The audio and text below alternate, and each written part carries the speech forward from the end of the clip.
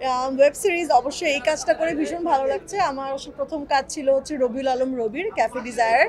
এটা আমার দ্বিতীয় কাজ রাহান রাফির সাথে, এবং it was a pleasure working with Rafi. He is an excellent maker এবং অসম্ভব অর্গানাইজড এবং ভীষণ ইনভলভড।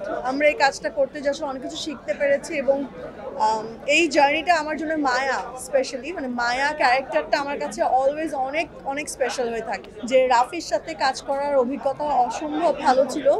মানে হি ইজ অ্যান এক্সেলেন্ট মেকার, এটা নিয়ে বলার কিছু নেই। সে ইতিমধ্যে তার অনেকগুলো কাজ আসলে মানুষ দেখেছে, এবং মানে সেটা নিয়ে তার কোয়ালিটি নিয়ে কিছু আর বলার বাকি নেই। কিন্তু আমি বলবো আমি কাজ করতে যে I was very much impressed ওর কাজের স্টাইল দেখে এবং ধরন দেখে, এবং সে শুটিংয়ের আগে পরে যে পরিমাণে সময় দেয় এবং গল্প নিয়ে যতটা ভাবে, এবং ওর উপস্থিত বুদ্ধি অনেক ভালো।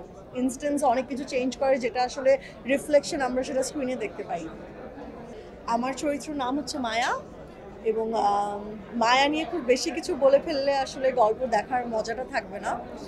কিন্তু মায়া আমি বলবো যে সাধারণ একটি মেয়ে, এই বাংলাদেশের প্রেক্ষাপটের একটা গল্প, কিন্তু মেয়েটার জার্নিটাও খুব ইন্টারেস্টিং, যে পদে পদে তাকে নিজেকে কীভাবে চেঞ্জ করতে হচ্ছে, এবং তার জীবন যুদ্ধে যেই চ্যালেঞ্জেসগুলো আসছে সেগুলো সে কীভাবে ফেস করছে, এবং আলটিমেটলি যে আসলে এই গল্পে একটা মেসেজ আছে, সে মেসেজটা আমরা এখনই রিভিল করতে চাই না। এটা আসলে গল্প দেখার পরে আমরা আসলে আমার মনে হয় অনেকেই এই গল্পের সাথে মিল খুঁজে পাবে, নিজের জীবন থেকে না হলেও তার আশেপাশে কোনো ফ্যামিলি বা পরিচিত কেউ, বা কোনো না কোনো একটা অ্যাঙ্গেলে কিছু না কিছু মিল আই এম শিওর খুঁজে পাবে। আচ্ছা, ইমনের সাথে তো আমাদের অনেক আগের বন্ধুত্ব বা অনেক আগের পরিচয়।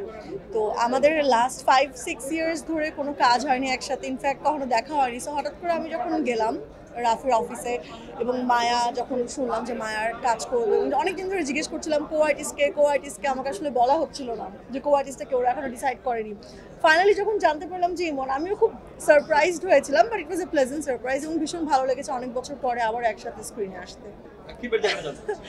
আমার মনে হয় আক্ষেপ তো অবশ্যই আছে, অনেকগুলোই জীবনে মানুষের আক্ষেপ থাকে, হয়তো অনেকগুলো ভালো কাজ হয়তো ভুল ডিসিশনের কারণে হয়তো করা হয়নি, কিন্তু আমার মনে হয় কি সবচাইতে ওয়াইজ হচ্ছে পেছনের কথা পেছনে ফেলে প্রতিটা দিন নতুন দিন হিসাবে কাউন্ট করে সামনে এগিয়ে যাওয়া। যদি রিগ্রেটস নিয়ে কেউ বসে থাকে, তার আসলে লাইফটা অনেকটা সেখানে থেমে যায়। সো আমার মনে হয় যত আক্ষেপ রিগ্রেটস এগুলোকে সেখানেই রেখে সেগুলোর থেকে শিক্ষা নেওয়া, লেসন নেওয়া, এবং সামনের দিকটাকে আসলে পজিটিভলি প্ল্যান করে এগিয়ে যাওয়া, আমার মনে হয় সেটাই সবচাইতে ওয়াইজ।